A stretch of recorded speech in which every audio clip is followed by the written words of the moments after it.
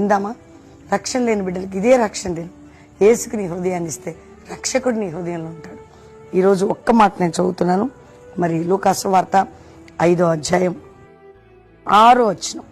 వారు అలాగూ చేసి విస్తారమైన చేపలు పట్టిరి, అందుచేత వారి వలలు పిగిలిపోవచ్చుండగా వారికి వేరొక దోణులకు తమ పాలి వారికి సంజ్ఞలు చేశారు.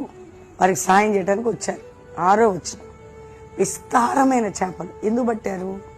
ఒక్కటే ఒక్క మాట అండి. యేసుకు చోటిచ్చారు, ఆయన మాటకు చోటిచ్చారు, దేవుని మాటకు చోటిచ్చేవారు విస్తారమైన ఆత్మీయ ఆరోగ్య ఆర్థిక బ్లెస్సింగ్ పొందుతారు.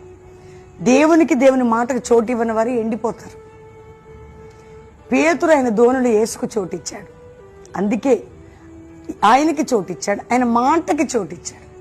మీరు యేసుకు చోటు ఇవ్వండి, ఆయన మాటకి మీరు చోటు ఇవ్వండి. విస్తారమైనటువంటి చెప్పలేనటువంటి పట్టజాలైనటువంటి దీవెనలకి విస్తారమైన దీవెనలు నువ్వు పొందేదవు. ఈరోజు వాగ్దానం అర్థమైందా? కాబట్టి ధైర్యంగా ఉండండి, ప్రభు తట్టు చూడండి, దేవునికి చోటు ఇవ్వండి, దేవుని వాక్యానికి చోటు ఇవ్వండి. ఫైనాన్షియల్గా, స్పిరిచువల్గా ప్రతి కోణంలో మీరు బ్లెస్ అవుతారు. కాబట్టి దేవుని